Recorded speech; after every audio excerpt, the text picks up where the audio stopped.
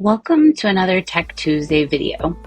This week we will be covering how to make your Google Classroom mobile friendly for students who might be using a mobile device to access their online learning. Tech Tuesdays are brought to you by NMDELT, a professional learning project of Propel.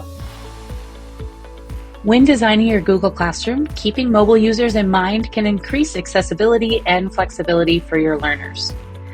This can reduce barriers by allowing students without a device or reliable home internet access to your classroom. It also may be more comfortable for some students to access our Google Classrooms via their cell phone or mobile device. G Suite for Education makes this easier by providing apps on both Android and Apple for students to access and participate in Google Classroom. These apps include the Gmail app, the Google Classroom app, Google Docs, and many other apps that you may decide to use with your students.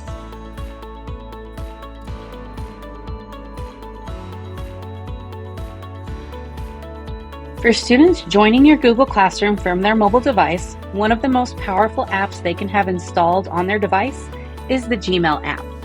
Gmail provides students with an all-in-one tool for communicating with you, their instructor.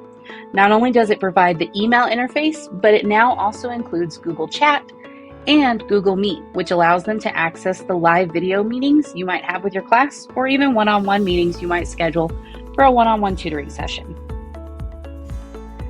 Within the app, students can use both their personal and their classroom email. So if they have an NMDELT account, they can add it by simply tapping on their icon in the upper right-hand corner and clicking or tapping Add Another Account.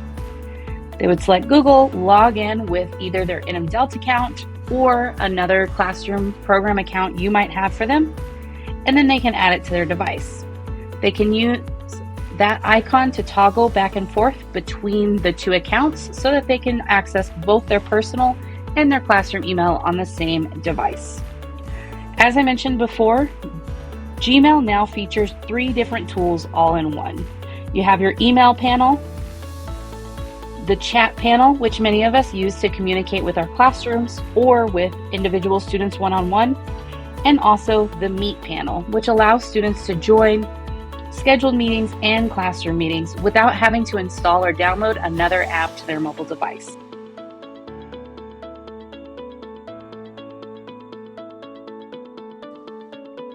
The next app you'll want to make sure students download to their device is the Google Classroom app itself.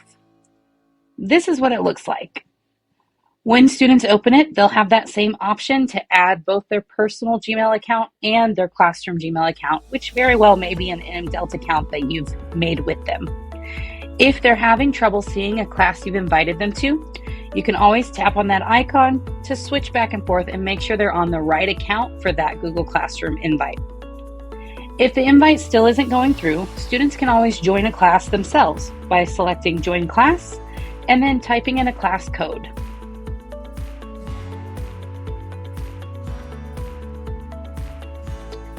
This will allow them to access everything that you share on your Google Classroom. It'll grant them access to the stream, the classroom tab with their assignments, and also the contact info they need for their classmates and their instructors.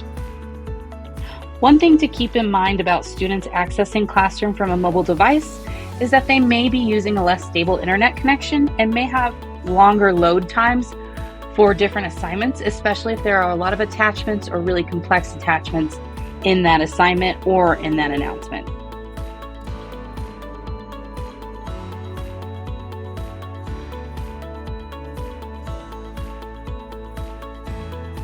The last thing you'll want to consider for students using Google Classroom on their phone is how they will access class resources and complete assignments. One recommendation I have is to use Google Forms whenever possible so that students can submit responses without having to install another app. When you have a form in Classroom and students click on it, it will open it in their mobile browser so that they can complete this form or assignment without having to install something else on their phone. This is a great way to provide students with quizzes or even short response spaces where they can engage with materials and send you feedback that you can then evaluate or grade as needed.